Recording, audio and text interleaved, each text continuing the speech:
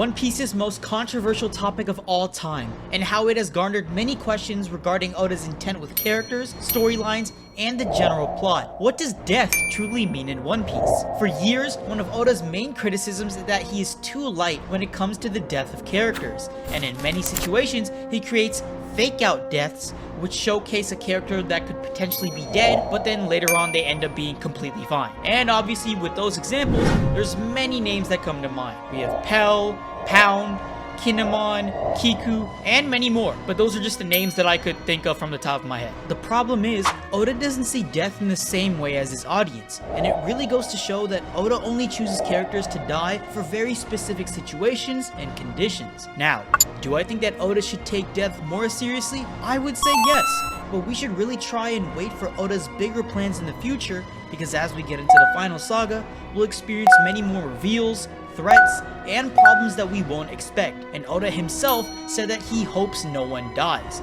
And we all know that Oda loves to troll us, so we can definitely expect death in the future. However, I believe that Oda has a bigger philosophy when it comes to death in general, which always leads to a bigger picture. And honestly, the best character to help describe Oda's philosophy is none other than Marco. Well, not literally Marco, but what Marco represents, and that's a phoenix. I believe that Oda's philosophy when it comes to death is not a way for a character to be sealed off from the story and have something end, but rather look at death as the midpoint of a character's story, just like the life cycle of a phoenix. In mythology, phoenixes are seen as majestic firebirds that live their life, and once death comes near, they become consumed by their fire and then turned into ashes. However, as the phoenix turns into said ashes, a new phoenix is reborn at the same moment, and it creates a loop-like life cycle for the life of a phoenix. I feel that when it comes to death, Oda follows this exact same cycle as his philosophy, because for every major death in the series, the character dying isn't the end of the story. It's actually the beginning of something new, something that sparks development in places where you wouldn't expect, and thus becomes a new story that we can follow in the world of One Piece. Now, there's honestly lots of examples that do in fact follow this philosophy in One Piece, so I'll go ahead and start with the most obvious one of them all,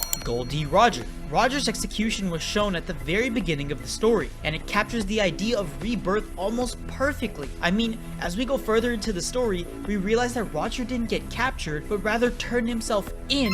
And why do you think that's the case? To make an impact using his last words. And boy oh boy, did he make an impact. He was single-handedly the cause of a great pirate age to rekindle itself, and with that, sparked a new generation that could try to find the One Piece just like he did. And luckily enough, we found the person that could pull this off, being Monkey D. Luffy. Roger's execution truly symbolized a brand new beginning, and it's quite interesting how both the anime and manga started off with Roger's death, almost saying that our perspective of the story of One Piece came into fruition when Roger died, showing that a man's death is only the beginning. Funnily enough, we see Roger's greatest rival as a pirate do the exact same thing, as his final words created such a huge impact that it eventually became a meme in the real world. Alright, well, jokes aside though, Whitebeard really did leave another heavy blow to the One Piece world when it came to extending the age of pirates, as even though the Navy did take a win over pirates in the Paramount War, Whitebeard's simple words let him get the last laugh. Sengoku even knew this, as he was stunned as soon as Whitebeard started to talk. Thinking about it from an outsider's point of view is actually really interesting when you think of the context of the situation. So, why don't we? You're just a regular pirate like Bellamy and Jaya, and you just want to bring up your bounty and pillage whatever the hell you want. You started this whole journey at first because of Roger's words, but as the years came, you think he's really just a crazy old man spewing nonsense. Your belief in things like the One Piece started to die down, and you continue on your regular pirating shenanigans.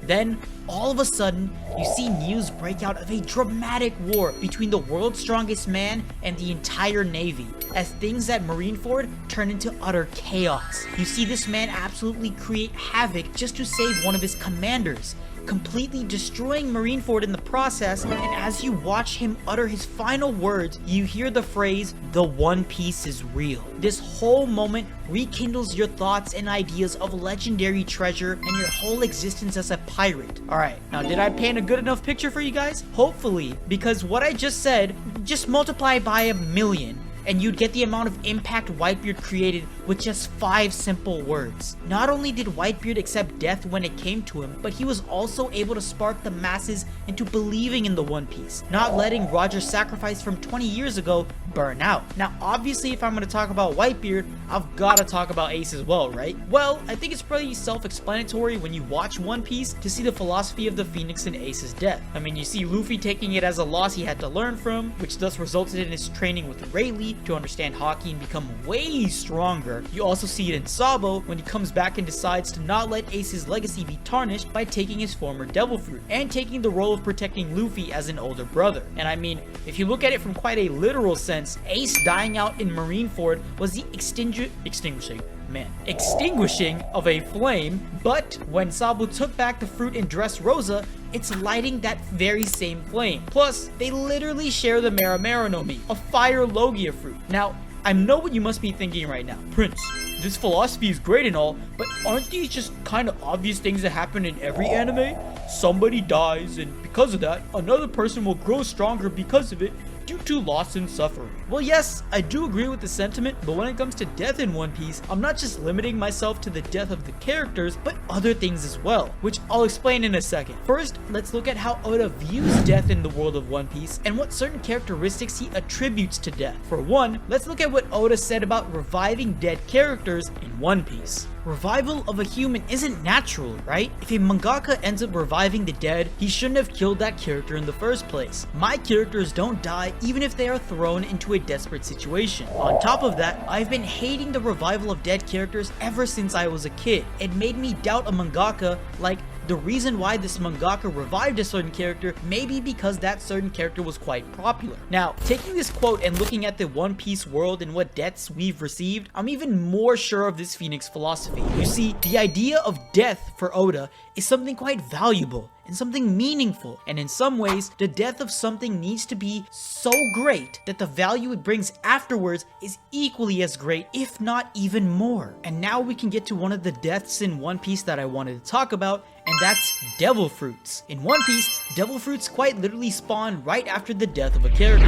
The abilities and fruit itself remain the same, ready to be used by someone new. But what's even more interesting is the abilities of some of these devil fruits, and how death is almost vital in its use. Now, I know you guys saw the thumbnail of this video, so you know what I'm gonna talk about, and that's Luffy and Brook's devil fruits. So, let's start off with Brook's, because it's much simpler to understand. Brook's devil fruit is very simple, and that's the idea of gaining another life and another chance, but you come back as a skeleton. The way it works is that in order to activate the fruit itself, one must die. And honestly, it's probably the strangest requirement for a fruit's use in the history of One Piece. Not to mention, Brook before dying ate the fruit and gained nothing, and in fact lost more things than he gained by not being able to swim. But after Brook's death, and with him becoming a skeleton, he was able to basically get a do-over, and as the story developed, gaining soul powers, and not to mention, he doesn't have the water disadvantage anymore, because Brook is so light as a skeleton and quite fast in terms of combat speed. This has pretty much led him to literally being able to walk on water. Brook's fruit quite literally embodies the Phoenix philosophy, as you are reborn in a new light, getting a second opportunity on something that almost everyone only gets one chance to complete. And funnily enough, this whole idea of the Phoenix philosophy being attached to a devil fruit kind of intrigued me and made me think of other devil fruits as well. What if we see this philosophy in Marco,